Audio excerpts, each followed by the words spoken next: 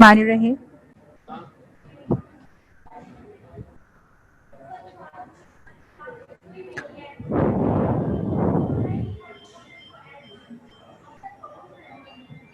अस्सलाम वालेकुम।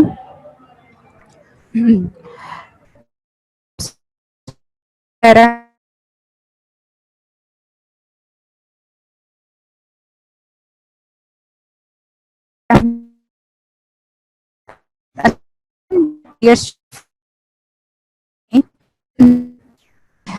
from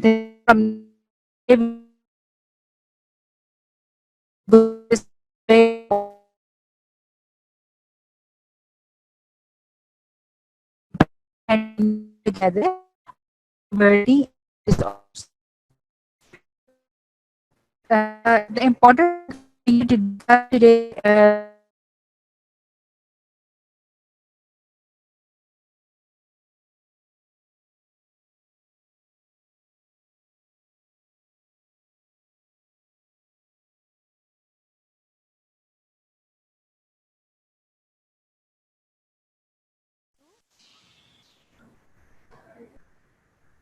an adult.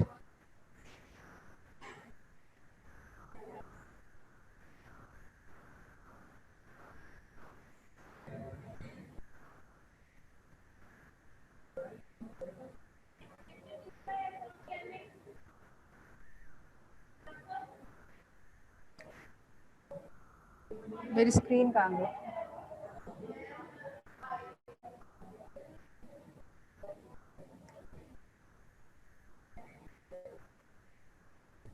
So it is the process of reproductive and sexual development and maturation that changes a child into an adult.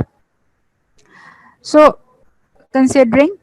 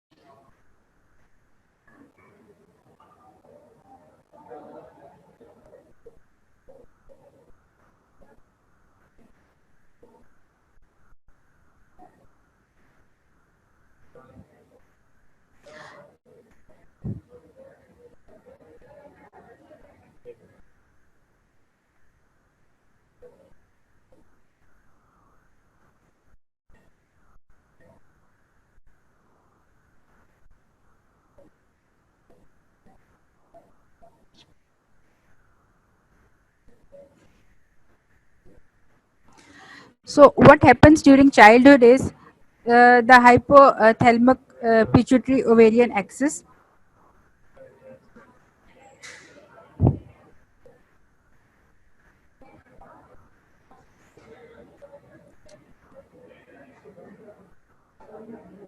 So during childhood, the pituitary and hypothalamic ovarian axis is suppressed, and the level of GnRH, follicle stimulating hormone, and LH are all very low.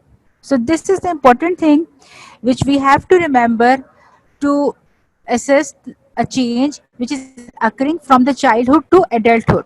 That while during the childhood, the hypothalamic pituitary and ovarian axis is suppressed. And what are all the hormones which are related to hypothalamus? That is GnRH, FSH, and LH related to the ovary. They are all suppressed and in a low state. So obviously, when the adulthood will arrive, definitely there will be a surge and changes in the level of all these hormones. So from the age of 8 to 9 years, the GnRH, which is the gonadotrophin releasing hormones. And what are the gonadotrophins? These are FS and LH. So these would be secreted in pulsations of increasing amplitude and frequency.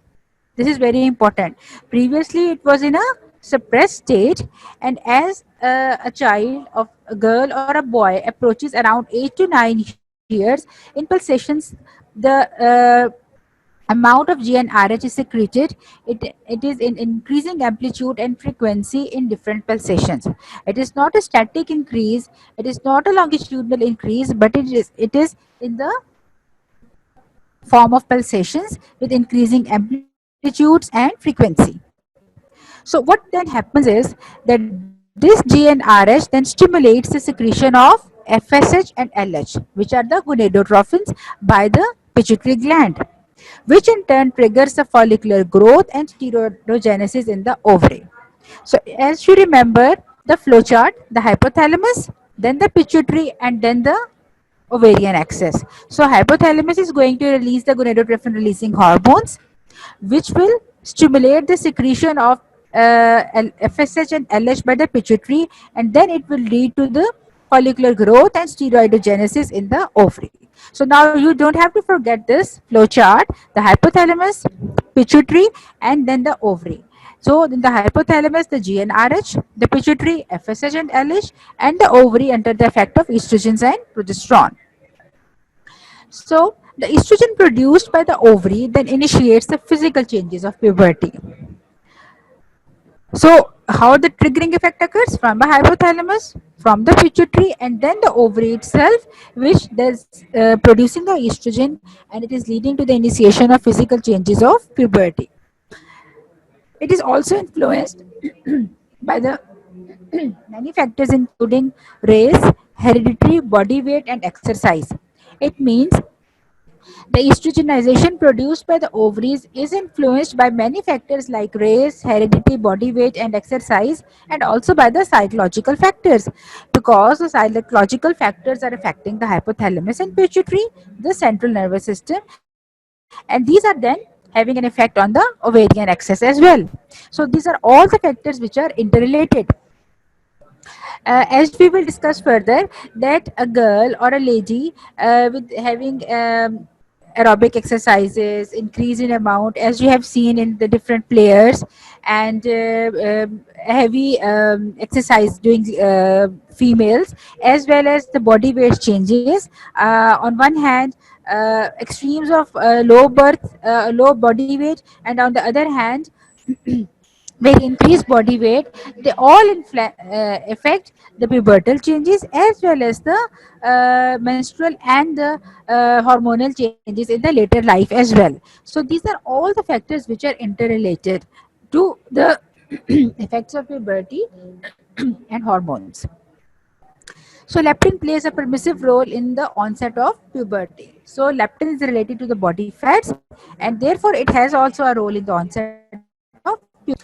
Many times you encounter that a mother brings her child extremely thin and lean, and they are having difficulty in the initiation of periods, or the other changes of puberty, as the mother notices, are also delayed as well. So the physical changes occurring in the puberty are in the order of this. You don't have to forget, my dear students, that the physical changes which occur in the puberty, they are in the order of the one: breast development, thalarchy; pubic and axillary hair development, adrenarchy; and growth spurt and onset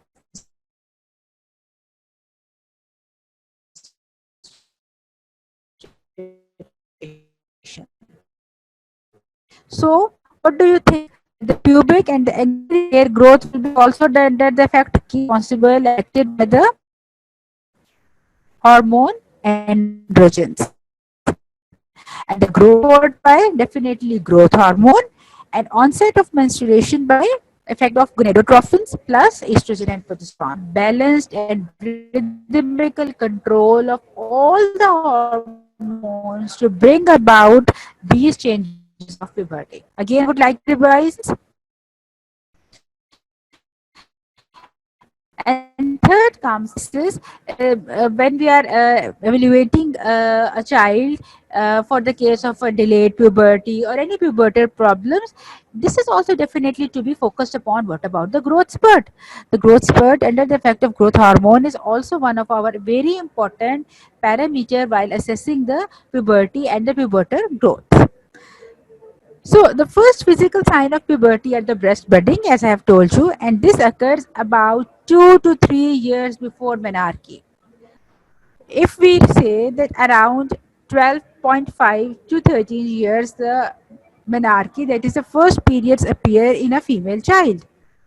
Then around 2 to 3 years earlier, like say around 9 to 10 years, we should be observing a breast budding and tender staging regarding the breast development. This is very important because as we will study further and in the further lectures as well, that the secondary sexual characters are all, as I have told you, are the hallmark of the pubertal changes. So not only the initiation of periods, but the secondary sexual development and secondary growth of the secondary sexual characters is our hallmark, and it should be focused upon while evaluating for the pubertal changes and any abnormalities. So the first physical sign would be breast budding, and it occurs 2 to 3 years before the menarche. Then comes the growth hormone secretion. It also increases, leading to a pubertal growth spurt. So definitely you will see, not only evaluating a child for the secondary sexual characters of growth, of the breast development, of the pubic hair, we should also, what we should focus upon also, about the height of the child, about the height of the child as well, because the growth hormone also forms an important part of the pubertal changes which are occurring upon, which is leading to the growth spurt.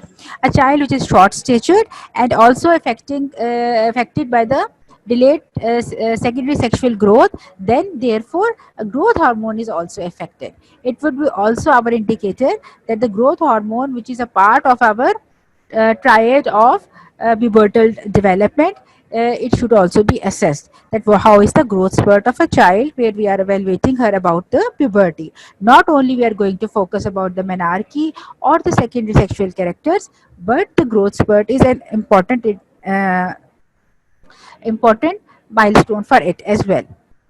So the mean age of menarche is around 12.8 years. In many European countries, it is appearing earlier as well, where especially in those children which are obese, where estrogenization is more, we are seeing it earlier as well. But otherwise, the mean age is around 12.8 years. And it may take over 3 years before the menstrual cycle establishes a regular pattern. Now, this is very important factor while we are evaluating a child for the menstrual cycle abnormalities. Always remember that it takes about 3 years for the regular cycle to develop. So if in an earlier phases, like after 3 months after menarche, or say 6 to 1 year after menarche, a mother brings her child and they are worried about that her cycle is not regular, it is monthly pattern is not yet established, then it is, you can counsel them that it is a part of a norm and it is part of a normal regular growth pattern. Okay, because it will take for the anovulatory periods for the ovaries to have their normal functioning about 3 to 4 years. So initial cycles are usually anovulatory and can be unpredictable and irregular, and it is a part of our norm. This is the thing which I want to stress you, because this is the clinical situation which most of the time we are encountering in our OPDs. That the mothers are worried about their children having unpredictable and irregular cycles, heavy or frequent or very infrequent cycles. So these are all the part of this anovulatory phase, which will revert to the normal as the age increases. So the absence of menstruation is called amenorrhea and may be primary or secondary. So as we have now discussed about the pubertal changes, now the next important thing is about the amenorrhea, which we should be aware about of the primary and secondary reasons. In the next lecture, we are going to discuss also again the primary amenorrhea in detail. But in this lecture, now we are going to proceed upon the secondary sexual disorders of sexual development which we are encountering, although they are rare, but the thorough knowledge regarding them is very important if we are encountering such a patient. So let's see about the pubertal development as was described by Tanner. The stages of the breast and the pubic hair development are often referred to as Tanner stages 1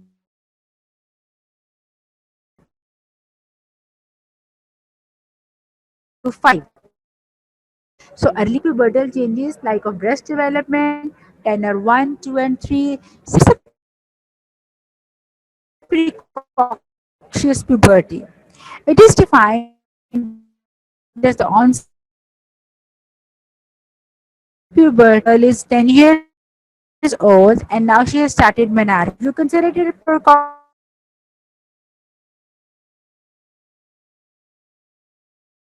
precocious puberty? No. If it is before the age years, then it is considered as precocious. Otherwise, the norm can be from age 10 years as well, although the frequency is less.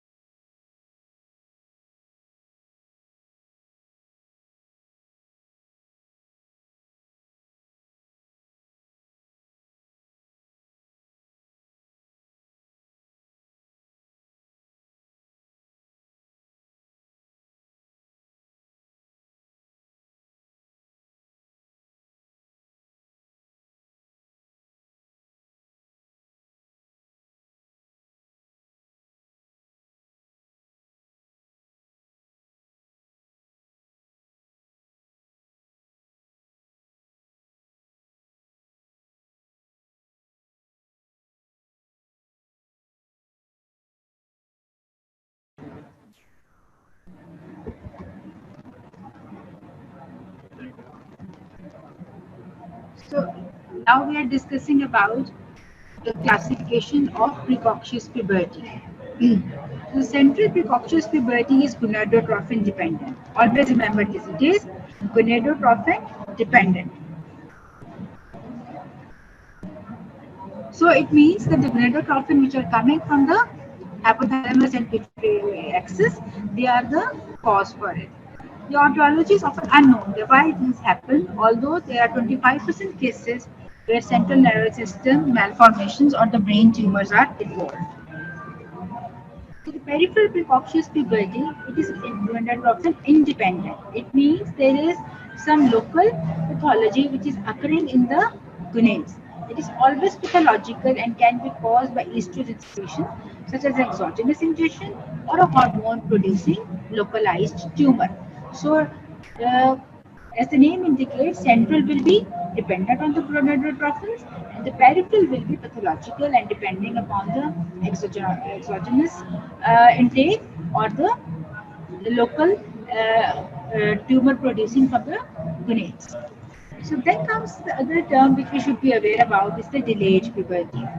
When there are no signs of secondary sexual characteristics by the age of 14 years, this is termed as delayed puberty.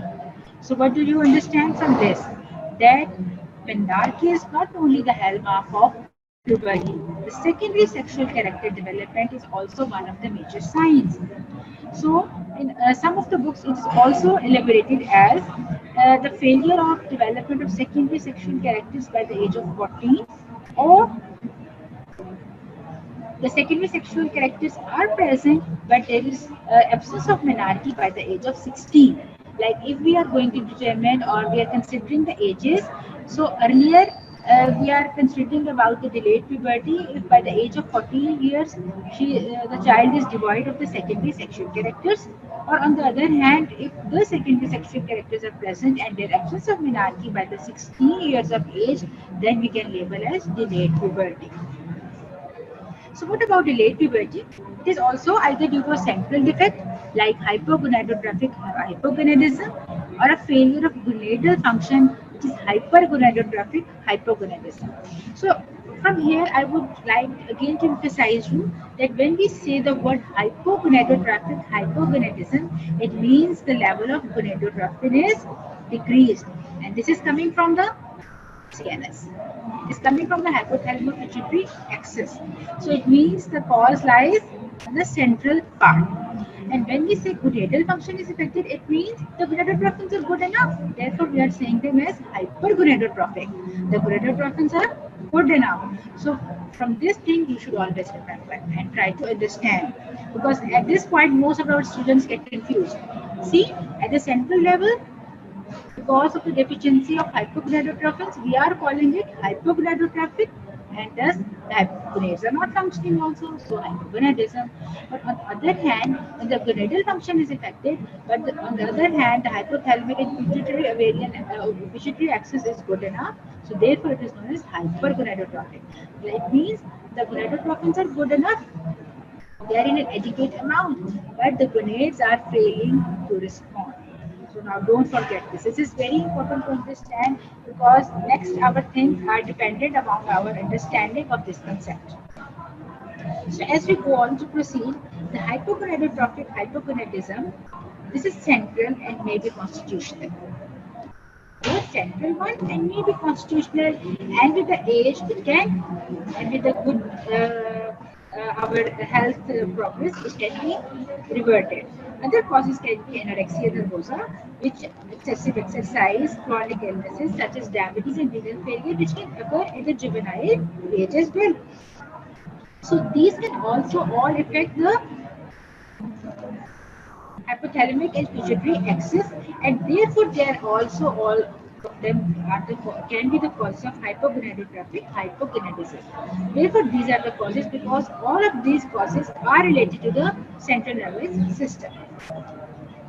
So the rare causes include a pituitary tumor and the Kalman syndrome. The Kalman syndrome is where they have anosmia as well. So now the other thing is the hypergonadotrophic hypogonadism. What we discussed further earlier, that it is caused by the gonadal failure. The hypothalamic and the pituitary axis is good enough for us, but the gonads are not working in the way we wanted them to work. The gonads do not function despite high gonadotropin levels. See? And therefore, the examples of these are the Turner syndrome and double X gonadal dysgenesis.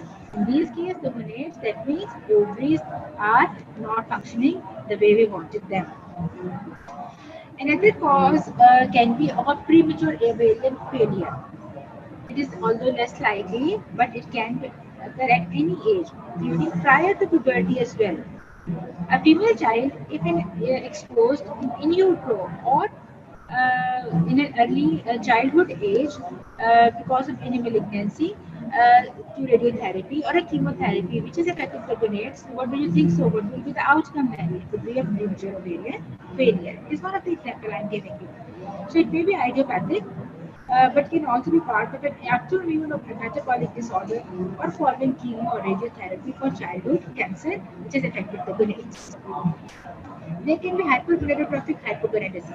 In the premature ovarian failure, there is hypergonadotrophic hypogonadism. The gonadotrophins are in a good enough level, but there is hypogonadism. It can also occur later in life and will cause secondary amenorrhea after normal sexual development. So, what do you think? What do you expect in this case? The FSH level will be high enough. It will be high enough, but estrogens will be not responding in the way we wanted them from the parents. Now comes the disorders of sexual development. Disorders of sexual development are a bit a tricky one, but inshallah we will together try to understand them. These are the conditions where the sequence of events described does not happen. What was the sequence of events in the puberty? Yes, again, the philarchy, adrenarchy, and the changes of menarche. So, growth spurt and stages of menarche. The clinical sequence of this depend upon where within the sequence we were disturbed. Okay, so let's see. Disorders of sexual development may be diagnosed at birth. What do you think? So, why they will diagnose at birth? Most probably when there will be some chromosomal changes as well. Yes.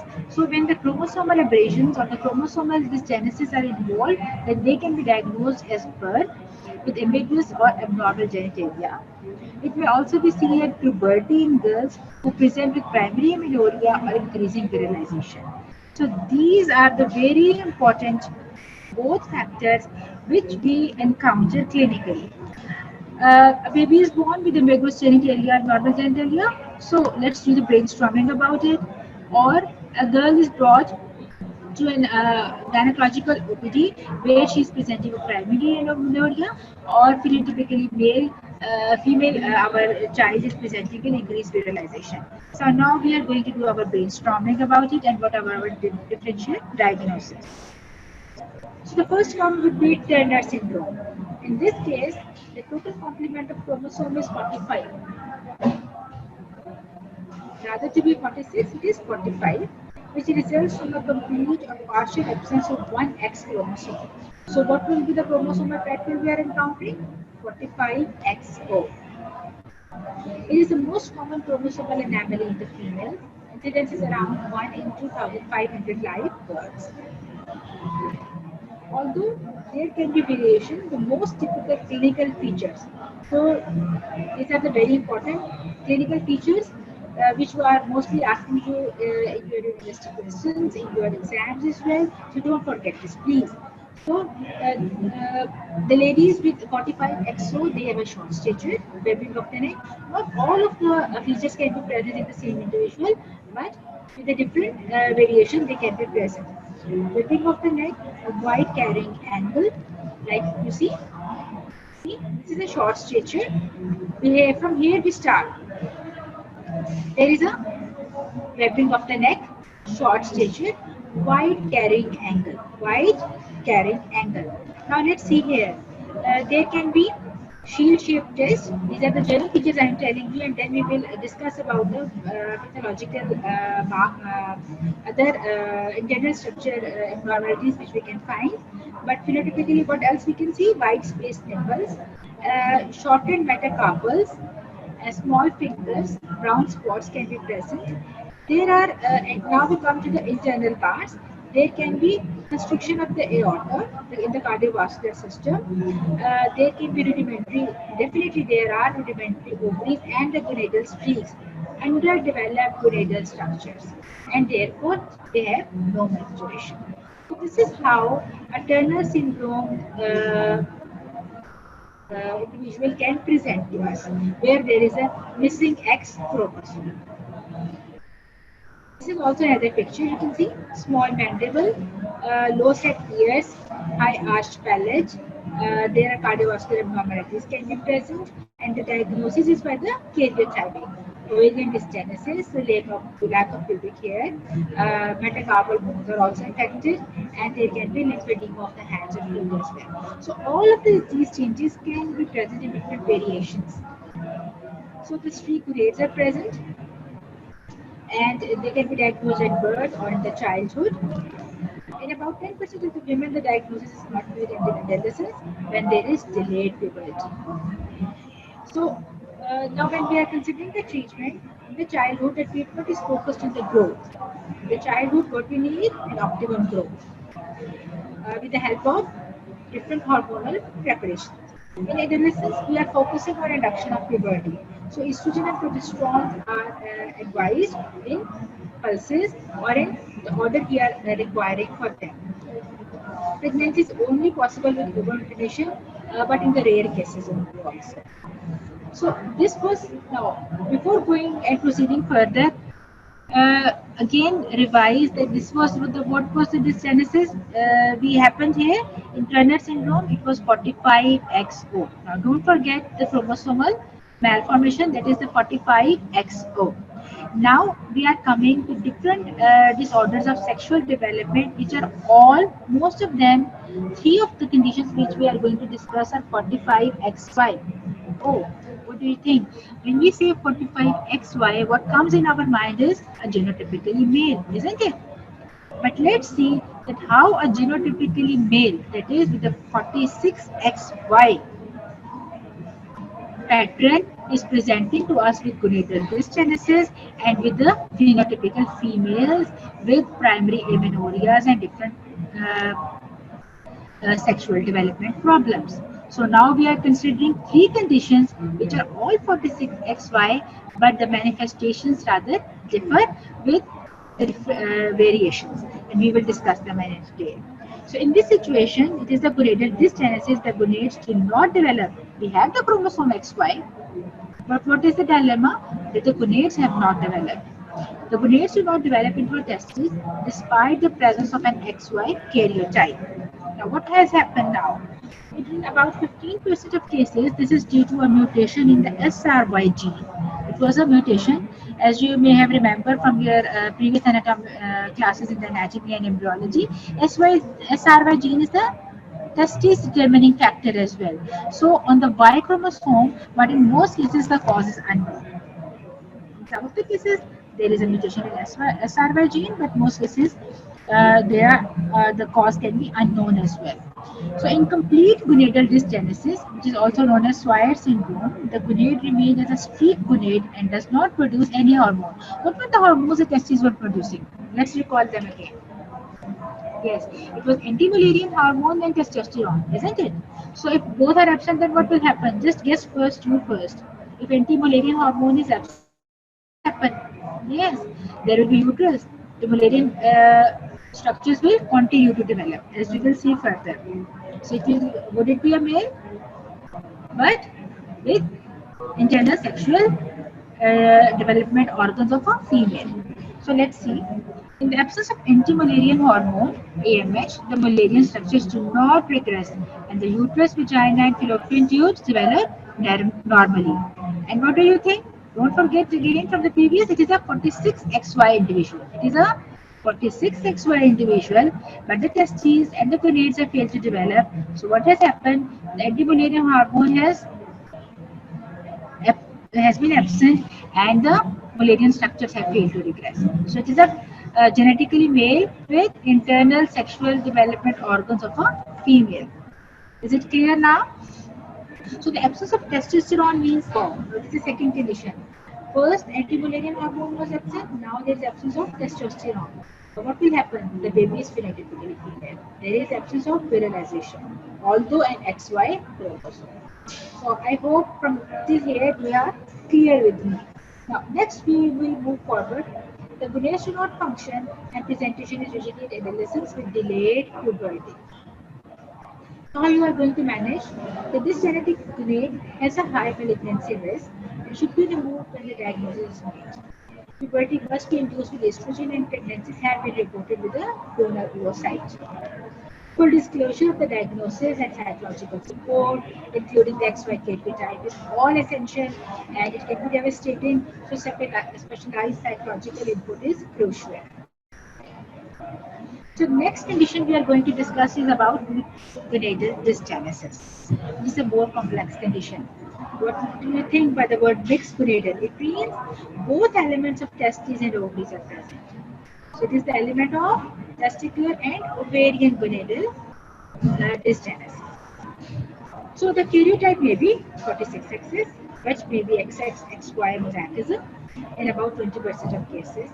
Both functioning ovarian and testicular tissue can be present, as the name indicates, and the condition may also be known as AV ovotesticular disorder of sexual development. The anatomical findings vary depending upon the function of the gonads. The testis is functional, then the baby will virilized and have ambiguous or normal male genitalia. The Mullerian structures are usually absent on the side of the functioning testis, as is obvious, but a unicornate uterus may be present if there is a ovary or the streak gonad. Okay.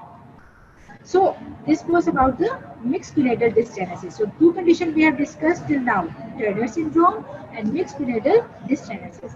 Now again we move further and now we come again to 46XY dysgenesis. As the name indicates, it's the most common cause of XY disorder of sexual development. It is the complete androgen insensitivity syndrome. We stop here and just we think about what does it mean. XY individual, okay. We have a chromosomal complement of XY. As the name indicates, it's the androgen insensitivity. It means the testes are good enough. They are producing anti-Mullerian hormone. They are producing testosterone, but the problem lies where? At the level of receptor. So androgens are good enough, testosterone is good enough, but the sensitivity lacks. And the sensitivity lacks, then let's see further what happens. So it occurs in individuals where virilization of the external genitalia does not occur. So this is the thing which will happen. If there is problem at the level of receptors, definitely virilization of the external genitalia would be affected due to a partial or complete inability of the androgen receptor to respond to androgen stimulation. In the fetus, with this condition, the body, as I told you, due to the action of SRY gene, at the appropriate time, this testis decreased AMH, leading to depletion of Mullerian ducts, and thus, what will happen? They are phenotypically female because they have no virilization, but unfortunately, they are devoid of the uterus because they are having a normal anti-Mullerian hormone. Hope it is clear to you now. The testes are good enough, they are producing anti-Mullerian hormone, thus the Mullerian structures are absent. They are producing good testosterone, but at the level of receptors, it is a problem, so there is lack of virilization. So phenotypically, it will become a female. It will become a female, but with the absent uterus and internal sexual development, sexual organs of a female. So, due to inability of the androgen receptor to respond, the external genitalia do not virilize and instead undergo female development. So this is how it is. Individuals having testes that produce androgens but can't exert their action, and there is defect in androgen receptor. The baby is born with normal female external genitalia because of absence of virilization and absent uterus and testes that are found somewhere in their line of descent to the abdomen from the pelvis to the inguinal canal. Presentation, if we cannot detect at the childhood or at the time of birth, it is usually puberty with primary amenorrhea. Although the testes are in the inguinal canal, they can cause a hernia in the girl. Once the diagnosis is made, initial management is psychological. The full disclosure of the XY karyotype is very important. And confirmation that the patient will be infertile. The karyotype is XY, but because of the absence of the Mullerian structure, they will be infertile. And how would we shift the phenotypically the individual? Yes, it will be as a female, Don't forget this. So, of the streak gonads, we might need a gonadectomy to prevent the change to malignancy. Vaginal reconstruction can help out if they want to continue a role as a female. And ambiguous genitalia at birth, in cases of partial congenital adrenal hyperplasia, congenital androgen insensitivity syndrome can be a very problem and dilemma, and they can be dealt accordingly as the age progresses. The next condition we are going to discuss is about 5-alpha reductase deficiency. What is the function of 5-alpha reductase? Let's try to recall. Yes, this is the hormone which causes the change from of progesterone into dihydroprogesterone, which is the our hormone which is of active form. In this condition, the fetus is an XY karyotype, the same as I told you, and normal functioning testes that produce both testosterone and AMH. However, the fetus is unable to convert testosterone to the dihydrotestosterone, which is the active form. So again, the changes will be the same. There will be failure of virilization. So in the peripheral tissues, EXO cannot virilize normally. The same happened in the previous condition, but in that condition, the problem was with the receptors, and here the problem is with the enzyme, which is they unable therefore to convert testosterone to the dihydrotestosterone. Presentation is usually with a depressed genitalia at birth, at puberty with increasing virilization of a female child. Why? Because of the large increase in the circulating testosterone with the onset of puberty. The circulating testosterone is very high. The circulating testosterone is very high, but the level at the level of the end organs it becomes it fails to virilize because of the failure of the 5-alpha reductase enzyme. The child is usually assigned to a female sex of pairing, but there have been descriptions of a few communities where transition from female to male gender at puberty is accepted because of the peripheral virilization. So maybe some individuals would like to adopt a male gender because the virilization was good enough phenotypically. So it depends upon a proper counseling and psychological assessment of that individual, that what form of the help you can present to them. Now, these were the three conditions which we discussed regarding 46XY. Okay, and first of all was the 45XO. The three conditions with 46XY were the complete cradle dystenesis, then congenital adrenal insensitity syndrome, and then the 5-alpha reductase deficiency. Now we come to the chromosomal pattern of 46XX, and in this case, how we are going to encounter somewhere the disorder of sexual development when the chromosomal pattern is 46XX. The most common cause of 46XX disorder of sexual development is the congenital adrenal hyperplasia, and it leads to virilization of a female fetus. How does it happen? It is due to an enzyme deficiency in the corticosteroid production pathway in the adrenal gland. Again, it is an enzyme deficiency in the corticosteroid production pathway in the adrenal gland. Over 90% being a deficiency in the 21 hydroxylase. This is very important to remember. What is the deficiency we are important to bring? It is the 21 hydroxylase, which converts progesterone to deoxycorticosterone, and 17 hydroxyprogesterone to deoxycortisol. So, what do you gather from here? That if we are deficient in this enzyme, it means there is a deficiency of deoxycortisol and deoxycorticosterone. So the individual is deprived of these two steroid hormones. Okay.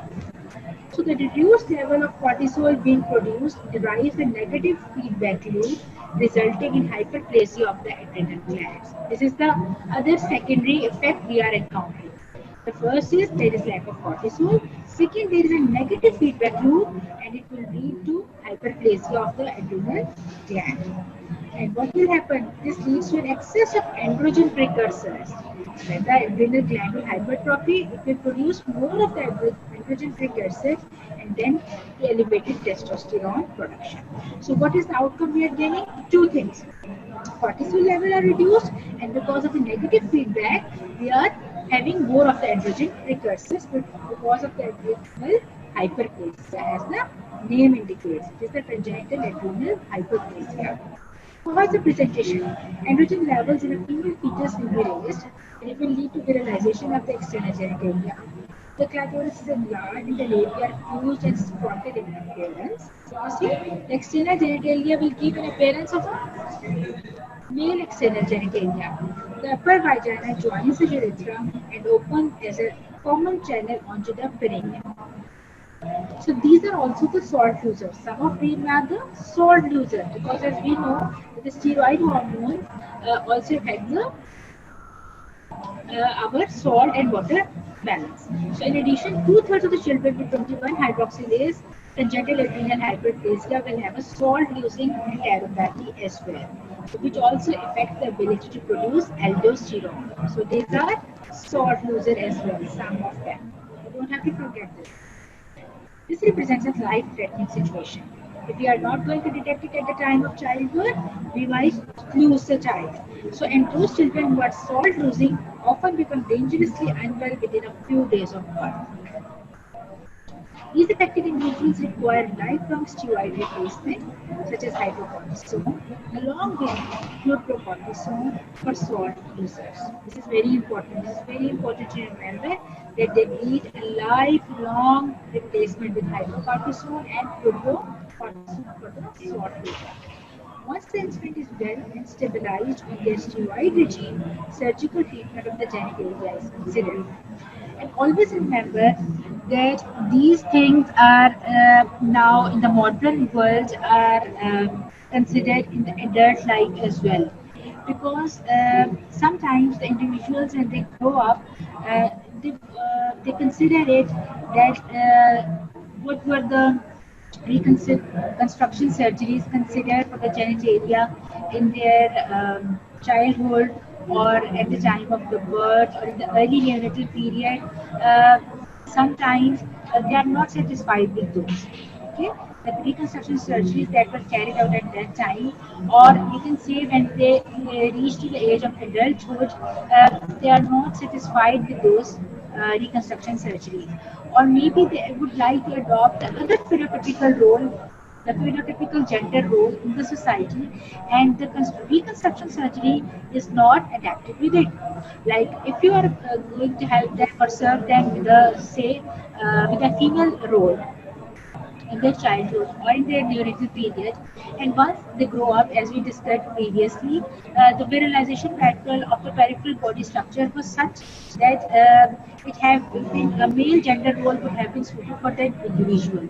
So in those cases, they would certainly not like the help that was given to them at the neonatal period. So they at that time they would like to take a decision for their own self. So in the modern world, it is always being discussed at the adult time, and sometimes the reconstruction surgeries which were done in the childhood or not to that of this, up to the mark or the satisfaction level of the individual now. So these things are now considered in the adulthood with the psychological support, with the multidisciplinary team to help these individuals in their further life to have a beneficial life. So the things till now we discussed were, I think you will not forget now, inshallah, the 45XO, which was the Turner syndrome, and then we considered about the 46XY chromosomal individuals and the problems they can encounter, and also the 46XX. The most important of them, the last one we studied was the congenital adrenal hyperplasia in an individual with a 46XX pattern. So all these cases can present with, as we discussed during the whole lecture, with the primary amenorrhea and the sexual development problems and the pubertal changes in the puberty. These are also the changes, and these are also the same conditions which are going to discuss with this. We will discuss in the our next lecture of primary amenorrhea as well. In this lecture, we have discussed them in a very detailed account, and these are all the causes of primary amenorrhea, which in our next lecture, inshallah, we will just have a quick review of them, and in detail we will discuss about the Mullerian duct abnormalities, which are also the cause of primary amenorrhea. Rather, we can say one of the basic causes of the primary amenorrhea. Inshallah, we will discuss our in the next lecture. Thank you very much for your attention. Please stay blessed.